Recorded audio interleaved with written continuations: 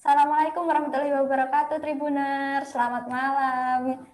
Kali ini kita kembali lagi bersama tim redaksi tribunpalu.com bersama saya, Isti Tri Prasetya, dan rekan saya, Clarissa Fauzani, dalam program Smile, Senyum Milenial. Nah, dalam episode-episode sebelumnya kita udah bahas banyak banget tentang kesehatan gigi dan mulut. Itu bisa kalian lihat lagi, simak-simak lagi di fanspage tribunpalu.com dan YouTube tribunpalu.com yang akan tayang setiap Selasa pukul 19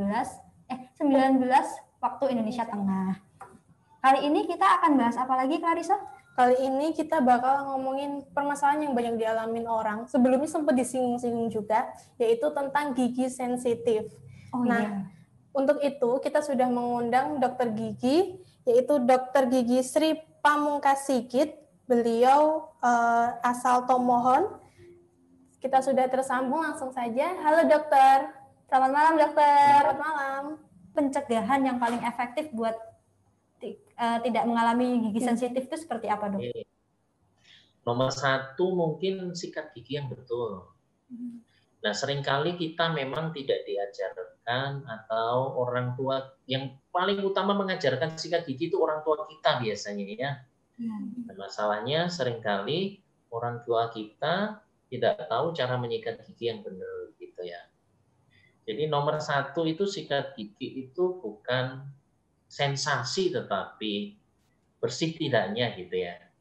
Nah, contohnya seperti itu. Jadi bagus kalau sebaiknya sistem pendidikan kita itu sikat gigi menjadi salah satu bahan edukasi untuk kesehatan. Contohnya seperti itu.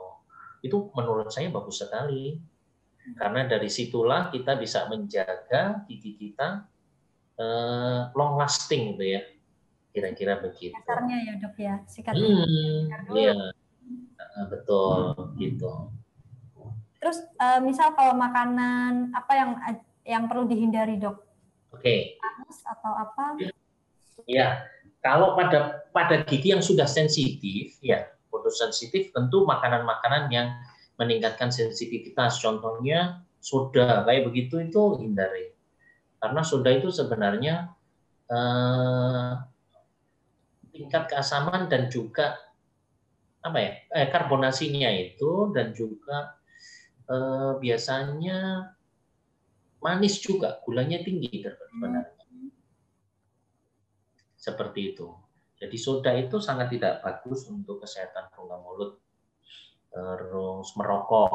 Merokok berpengaruh ya, dok? Ya, merokok itu berpengaruhnya begini. Merokok itu sebenarnya meningkatkan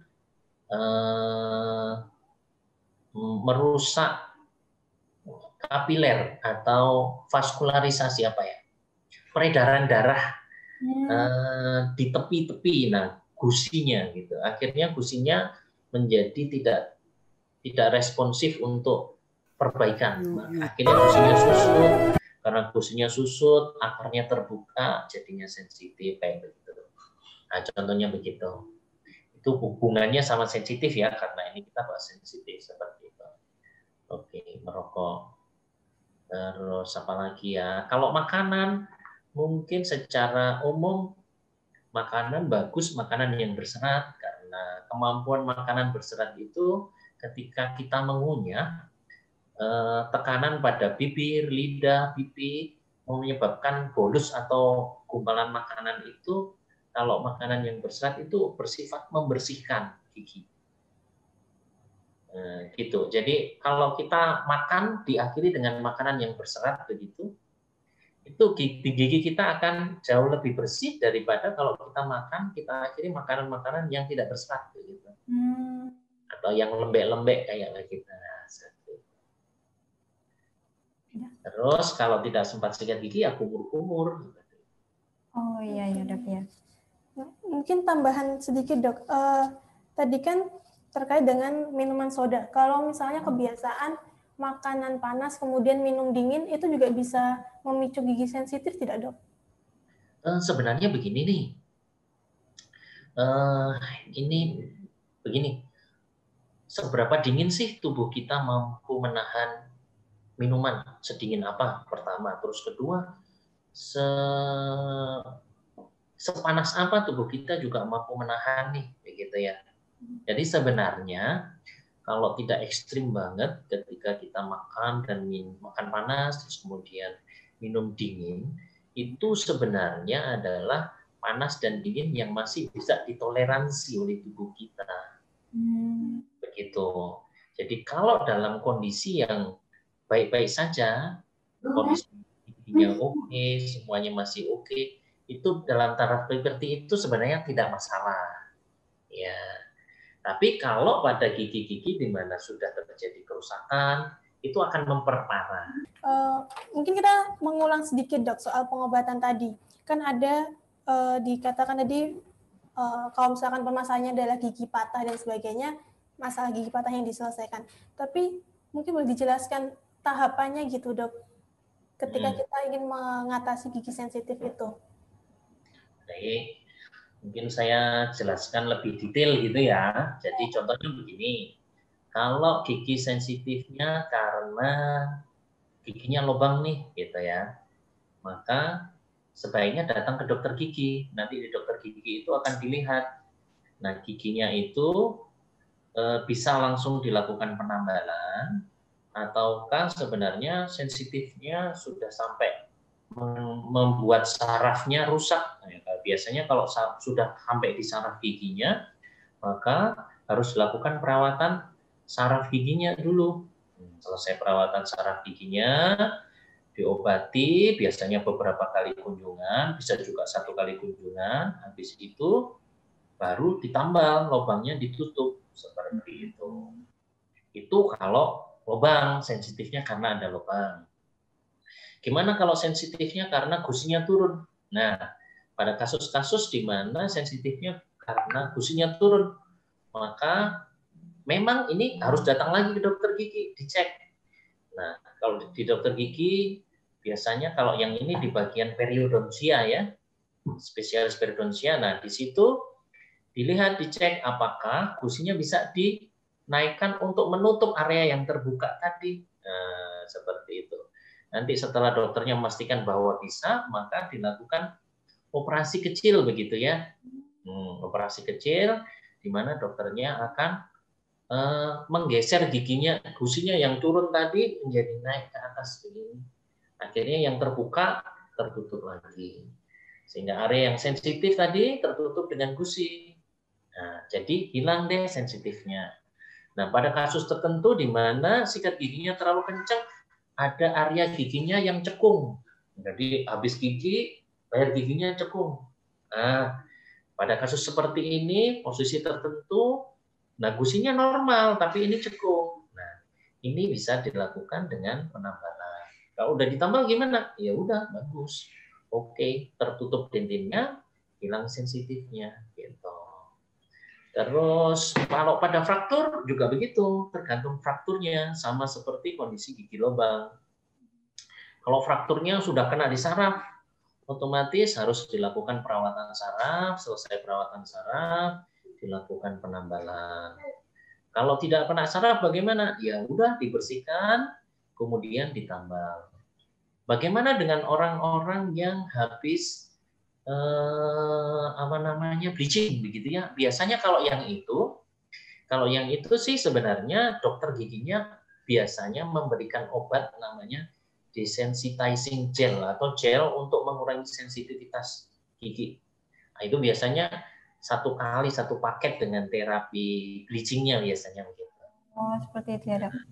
Ya, karena memang sensitifnya akibat tindakan ya, jadi dokternya biasanya juga memberikan itu. Kalau dengan kemoterapi bagaimana? Ya, itu kalau tahap kemoterapi itu yang agak susah karena biasanya menyeluruh sensitivitasnya begitu. Mungkin kalau yang ini adalah kita bisa menggunakan beberapa kombinasi ya. Contohnya agak berat biasanya, tetapi kita biasanya kalau yang begitu membantu dengan beberapa obat ya, pemberian obat karena begini, penyebabnya kan kemoterapinya ya. Kalau kemoterapinya dihilangkan kan tidak bisa gitu maksudnya ya. Kita menguranginya dengan pemberian obat-obat tertentu gitu. Seperti itu. Oke.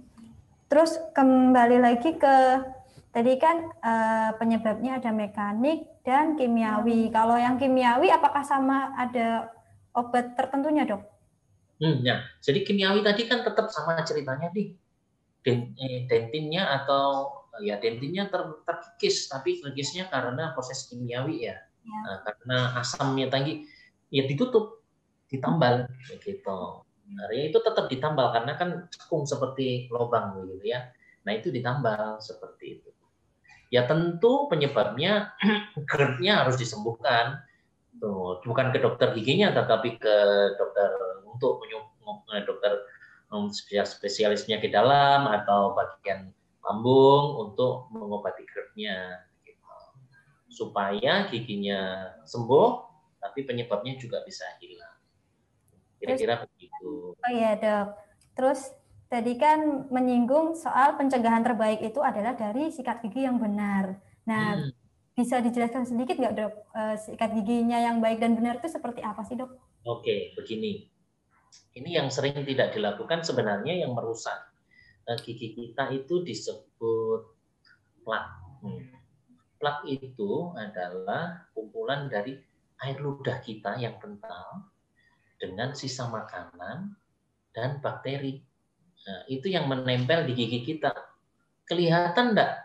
Warnanya itu mirip-mirip dengan gigi begitu ya. Jadi kalau secara kasat mata itu susah dibedakan. Maka sebaiknya kalau kita mau ngecek nih sebenarnya gigi kita bersih dari plak enggak? Itu dengan cara pemberian namanya plak detektor atau mungkin lebih banyak dikenal dengan disclosing solution gitu ya. Jadi ketika ditaruhin itu plaknya berubah jadi berwarna begitu. Iya, yang kayak di iklan-iklan gitu ya. Betul. Biasanya kemenahan itu ya, yang ada merah-merah itu, nah, itu dikasih itu disclosing solution, kumur biasanya ya. Nah, ketika kumur itu maka bagian yang ada plaknya itu akan berwarna. Mirip kalau seandainya kita minum